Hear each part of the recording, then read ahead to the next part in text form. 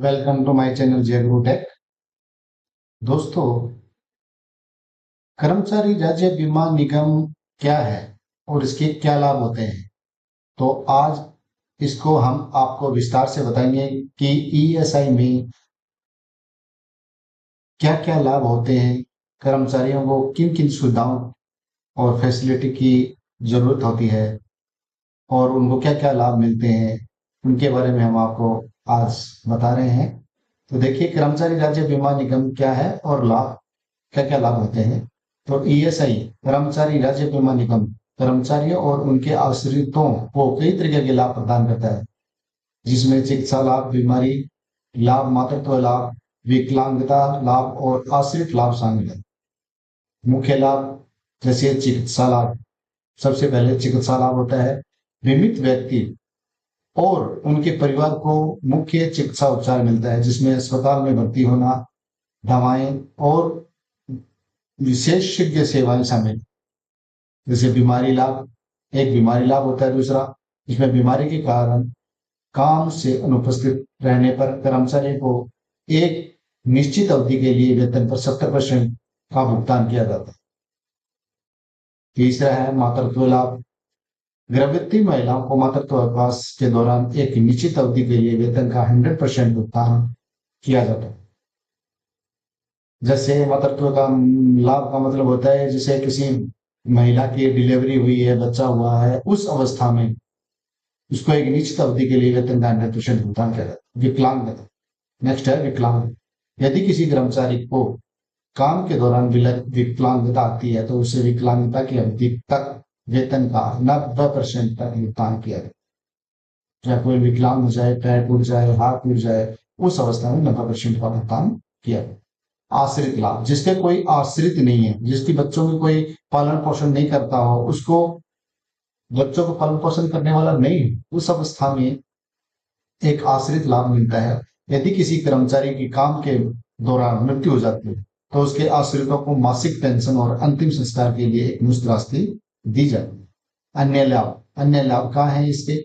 इसके अतिरिक्त ईएसआई बेरोजगार होने की स्थिति में नकद राहत, सेवानिवृत्त कर्मचारियों को चिकित्सा लाभ और अन्य विशेष लाभ भी प्रदान करता है। इसकी पात्रता क्या है? इसको अप्लाई करने की पात्रता क्या है? आवेदन करने किस प्रकार किया जा सकता है? तो इसकी पात्रता देखिए क्या है। 10 या अधिक कर्मचारियों वाले संगठनों में काम करने वाले, यदि किसी संस्था में 10 या 10 से अधिक कर्मचारी अगर काम करते हो, या 21,000 रुपये प्रति माह,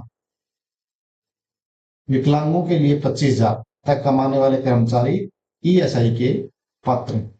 इसको आवेदन कैसे करें? कर्मचारियों को ईएसआई कार्ड जारी किया जाता है, इसके माध्यम से वह ईएसआई अस्पताल या डिस्पेंसरी में मुफ्त इलाज का लाभ उठा सकते हैं। ईएसआई में हॉस्पिटल बिल क्लेम कैसे करें?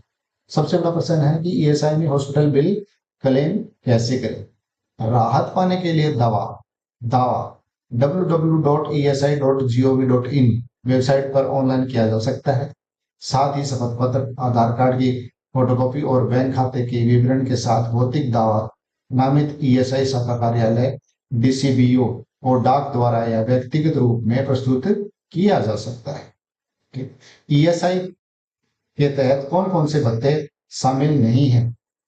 ये भी ईएसआई के अंदर कौन कौन से भत्ते शामिल नहीं है, तथापि इसमें नियोक्ता द्वारा किसी पेंशन निधि या भविष्य निधि में दिया गया अंशदान, यात्रा भत्ता, देय ग्रेजुटी या नियोक्ता व्यक्ति को उसके रोजगार की प्रकृति के अनुसार उस पर आने वाले विशेष व्यय को चुकाने के लिए दी गई कोई राशि भी शामिल नहीं है।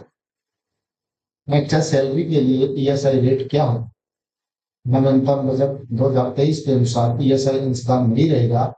ईएसआई द्वारा निर्धारित नियमों के अनुसार कर्मचारियों के सकल वेतन से 0.75% की कटौती की जाती है, जबकि नियोक्ता कर्मचारी के सकल वेतन का 3.25% ईएसआई अंशदान के लिए रूप में ईएसआई में जमा करते हैं। नेक्स्ट है ईएसआई का फॉर्म 5 क्या है? तो ईएसआई फॉर्म 5 एक अंशदान विवरण फॉर्म है, जिसे हर 6 माह में जमा कराना होता है और इसमें कर्मचारी व ईएसआई अंशदान का विवरण मासिक आधार पर देना होता है। एक gateway of Tally display payroll report वैधानिक रिपोर्ट कर्मचारी की मालूमात और पास पर check। उसके बाद वीडियो अच्छा लगा हो तो like and share and comment जरूर कर देना दोस्तों। उसे और भी अच्छे वीडियो बनाकर हम लेके आएंगे आपके सामने, और भी अच्छी अच्छी सूचनाएं आपको प्रदान की जाएंगी।